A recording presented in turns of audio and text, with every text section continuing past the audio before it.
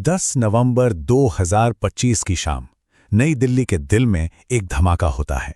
एक ऐसा धमाका जिसकी गूंज ने सिर्फ राजधानी को नहीं बल्कि पूरे देश को हिलाकर रख दिया। जैसे ही ये खबर सामने आई, हर किसी के दिमाग में पहला सवाल यही था कि आखिर ये हुआ क्या। और फिर जब शुरुआती सदमा थोड़ा कम हुआ तो एक और सवाल उठने लगा कि इस सबके पीछे आखिर कौन है। तो चलिए आज इसी पर बात करते हैं। देखते हैं कि अब तक हमें क्या पता है, ऑफिशियल रिपोर्ट्स क्या कहती हैं और सारे सबूत आखिर किस तरफ इशारा कर रहे हैं। सबसे पहले उस शाम की टाइमलाइन को समझते हैं ताकि पूरी तस्वीर साफ हो सके कि आखिर हुआ क्या था। शाम के लगभग 6:52 हुए थे। शहर अपनी रफ्तार से चल रहा था। तभी लाल किला मेट्रो स्टेशन के पास खड़ी एक कार में जोरदार धमाका हुआ। ये धमाका इतना तेज था कि इसकी चपेट में आकर आसपास खड़ी गाड़ियां, ऑटो और बाइक्स सब धू-धू कर जलने लगे और महज कुछ ही मिनटों के अंदर इमरजेंसी टीम्स वहां पहुंच गईं। इस दर्दनाक हादसे में 8 लोगों की जान चली गई और 20 से भी ज्यादा लोग घायल हुए, जिन्हें तुरंत पास के अस्पतालों में ले जाया गया। तो ये तो थी घटना की बात। अब आते हैं जांच पर कि इन्वेस्टिगेटर्स के हाथ अब तक क्या लगा है। देखिए, मामला कितना सीरियस है इसका अंदाजा इसी बात से लगाया जा सकता है कि देश की 3 बड़ी एजेंसियां इस पर एक साथ काम कर रही हैं।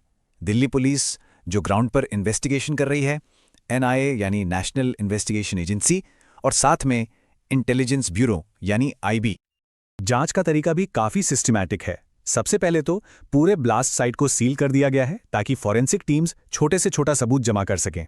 इसके साथ ही वो जो हरियाणा रजिस्टर्ड कार थी, उसके मालिक को हिरासत में ले लिया गया है और अब इस कार की पूरी हिस्ट्री खंगाली जा रही है कि ये कहां-कहां से होकर उस शाम लाल किले तक पहुंची। अब बात करते हैं उन सुरागों की जो इस केस की दिशा तय कर रहे हैं और साथ ही इसे और भी ज्यादा उलझा रहे हैं। जांचकर्ता कुछ बहुत ही परेशान करने वाली कड़ियों को जोड़ने की कोशिश कर रहे हैं। पहली, जगह का चुनाव। लाल किला जो एक नेशनल सिंबल है। दूसरा, उसी दिन पास के फरीदाबाद में भारी मात्रा में विस्फोटक मिलना। क्या ये सिर्फ एक इत्तेफाक है?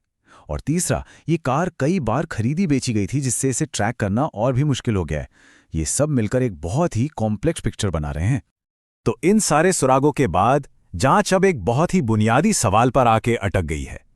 क्या ये एक हादसा था या फिर एक प्लान किया हुआ हमला?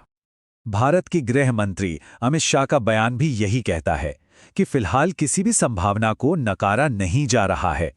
मतलब अधिकारी हर एंगल से मामले को देख रहे हैं, चाहे वो कोई तकनीकी खराबी हो या फिर एक सोची समझी साजिश। तो मोटे तौर पर अभी 2 थ्योरीज पर काम चल रहा है। पहली थ्योरी है एक्सीडेंट की, हो सकता है कार में कोई मैकेनिकल फॉल्ट हो गया हो।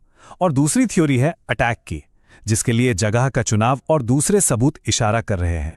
अब इस घटना की हेडलाइन से जरा आगे बढ़ते हैं और समझते हैं कि बड़े पैमाने पर इसके क्या मायने हैं। ये ब्लास्ट इतना अहम क्यों है? ये घटना एक कड़वी सच्चाई की याद दिलाती है कि हमारे बड़े शहर, जहां इतनी भीड़-भाड़ है, वो आज भी कितने वल्नरेबल हैं। साथ ही ये इंटेलिजेंस एजेंसियों के बीच बेहतर तालमेल और पब्लिक अवेयरनेस की जरूरत पर भी जोर देता है, ताकि भविष्य में ऐसी घटनाओं को होने से पहले ही रोका जा सके।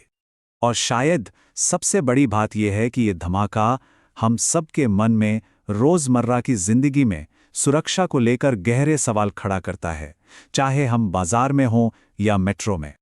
देखिए, जैसे जैसे जांच आगे बढ़ेगी और भी चीजें साफ होंगी, लेकिन ये घटना अपने पीछे एक बहुत बड़ा सवाल छोड़ जाती है।